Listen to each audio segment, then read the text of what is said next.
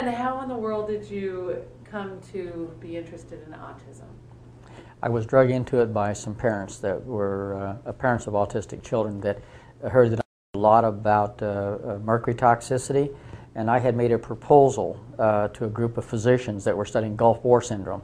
And they were studying it based on the fact that the French didn't get Gulf War because they didn't get vaccinated with the American or European vaccinations. And the American soldiers and British soldiers that got Gulf War were those that got vaccinated, not necessarily those who landed in Saudi Arabia or in Iraq. And in a proposal, when they were asking me to do some diagnostic testing for them, as I'm very good at doing, with regard to mercury toxicity, I mentioned to them that they should look at the thimerosal in the vaccines because that's very toxic. And if indeed Gulf War were caused by vaccinations, thimerosal would be the most likely agent to cause this. And I knew that because I was a young soldier in 1964. I got a load of vaccinations. I was going unpleasant places, they thought, and so they gave me 9 or 10 shots in one day, and I got very sick, and I'm very allergic, or I have a very violent reaction to thimerosal when I'm exposed to it. Evidently, these guys went to me in front of our vaccine board and some other people and mentioned this, and mentioned that Dr. Haley at Kentucky said we ought to look at the mercury in the vaccines because they couldn't remember the name thimerosal. And they were soundly ridiculed for thinking that there would be mercury in any vaccines. And then at the break, they went and got the PDR or the Merck index, and they read out to them what thimerosal was and how toxic it was. And I was asked to write a letter to the FDA and the English equivalent to explain to them why I thought thimerosal might be causal for Gulf War syndrome, which it really turns out to be Lou Gehrig's disease for the people who will understand it. In many cases, they have ALS, amyotrophic lateral sclerosis. So I wrote those letters. That would be back in about 1997, 98, and I never heard back from either one of those people that I sent the letter to. But in the conversations that got around with people discussing this, someone in the Autism Association, some parent of an autistic child, heard this and asked me to go to Louisville. So it was Dave and Betsy Gibbs, who were associated with the Cure Autism Now group, asked me to come to Louisville and present my information on thimerosal. I did. Then they they paid to have me fly to San Diego and give a talk to a DAN conference. And they had me hooked then. I couldn't get away from them. Why should we stop looking at thimerosal?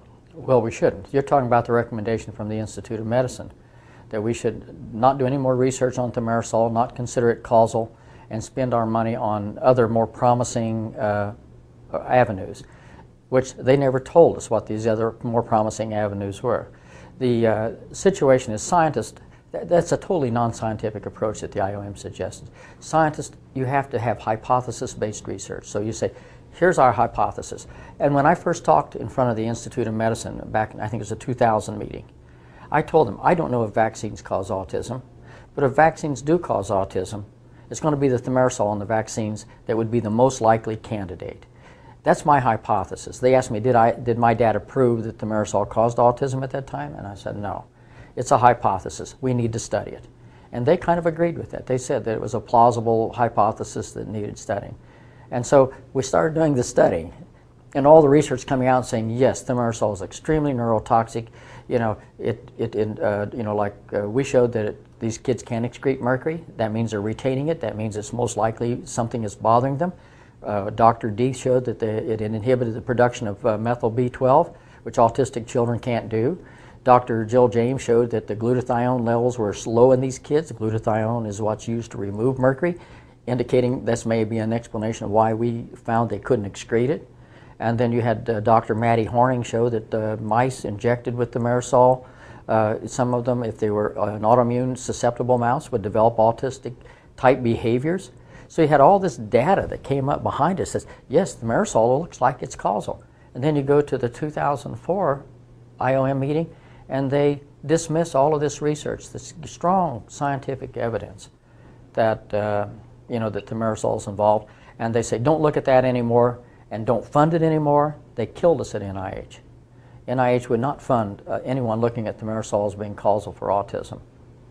And so you know, what I have a saying for that. I mean, I think sometimes you have to say that anybody that would specifically, you know, expose a child to toxins that would injure their life, render them incapable of going to school and having a full life, I would consider that person a criminal.